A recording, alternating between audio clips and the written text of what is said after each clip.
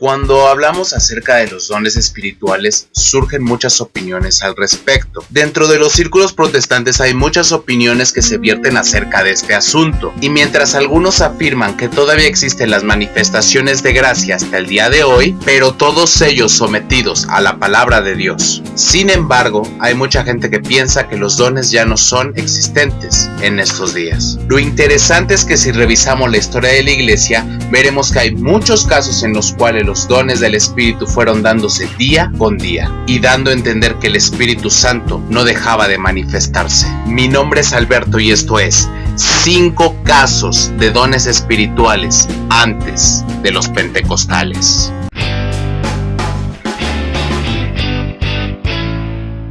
Fue un prolífico escritor y un gran teólogo, quizá el más famoso de todos los padres de la iglesia. En sus primeros años y en obras como Homilías de la primera epístola de Juan o Sobre el bautismo contra los donatistas, expresó sus ideas cesacionistas. Pero no fue sino hasta muchos años después, cuando escribió La ciudad de Dios, donde se notó un cambio. En su libro llega a escribir: algunas veces se objeta que los milagros, los cuales los cristianos afirman que han ocurrido, ya no ocurren. La verdad es que aún hoy los milagros están siendo obrados en el nombre de Cristo, algunas veces de manera sobrenatural y otras a través de la intercesión de los santos. ¿Cómo fue que cambió el pensamiento de este hombre? En su vida como obispo de Hipona fue como empezó a ver a través de la práctica todos los milagros que empezaban a suceder. Hombres ciegos sanados, más sanidades de fístulas, gota, liberación de demonios y resurrección de algunos hermanos. Dios le tuvo que mostrar lo que es confiar plenamente en él.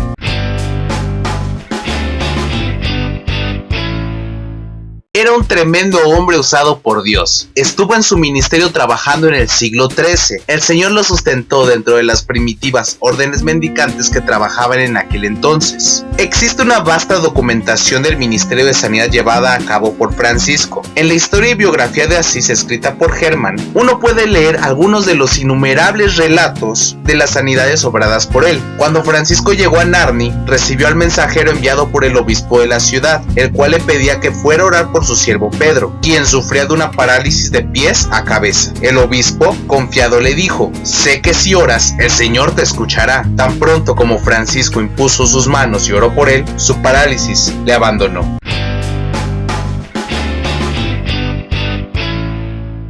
No solamente son conocidos por la matanza de San Bartolomé, este grupo de calvinistas franceses también tuvieron un paso por el cual los dones del espíritu estaban llevándose a cabo. Henry Braid escribe en su libro Los Hugonotes lo siguiente en relación a algunos de los fenómenos de este grupo religioso. Entre ellos era común ver que caían hacia atrás repentinamente y permanecían tendidos en tierra en posiciones aparentemente involuntarias. Sus pechos parecían inflarse y de un momento a otro volvían a ganar el poder del habla, empezando con sollozos, balbuceos y de pronto un torrente de clamores, exhortaciones y llamados al arrepentimiento, amonestaciones contra la Iglesia de Roma y profecías relativas al día del juicio. Las manifestaciones de este grupo eran tan continuas que incluso Juan Calvino llegó a defender este grupo por las prácticas que hacía y llegó a amonestar a quienes no respaldaban estas prácticas.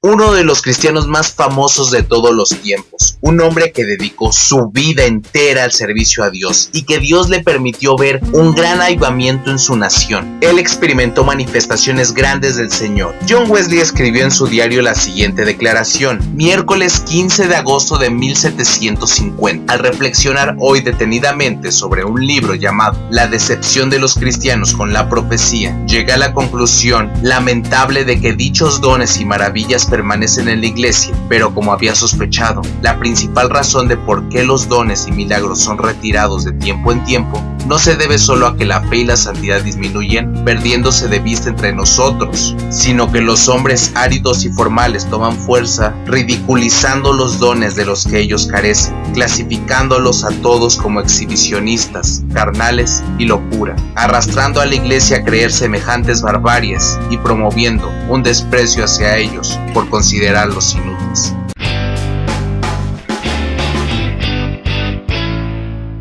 el príncipe de los predicadores, un hombre inglés que trabajó de gran manera en la ciudad de Londres y que nos ha dejado una gran herencia a nosotros. En su libro, La vida de Charles Spurgeon, Russell H. Conwell cita en reiteradas ocasiones con respecto a los tópicos que aluden a la profecía, las lenguas, las sanidades y las maravillas, presentándonos una compilación de frases de este hombre. Los días de la profecía no han cesado, ni tampoco el periodo de los milagros está cerrado. Él enseñó un tipo de clase dominical que pronto arrastró a las multitudes, pero la redujo, pues siempre urgía a los oyentes a salir a las calles, repartir tratados, orar por los enfermos, ayudar a los pobres. Se decía de él: si usted me pregunta si creo que la oración sincera puede sanar al enfermo, yo le diría: ningún hombre en Inglaterra o en América en este siglo XIX jamás ha sanado tantos enfermos como Spurgeon, aunque no era médico. ¿Qué te pareció el video? Si tienes algún otro caso, ponlo abajo en los comentarios. Se pueden hacer muchas partes de estos videos. Suscríbete, comparte si crees que el video fue de bendición para tu vida.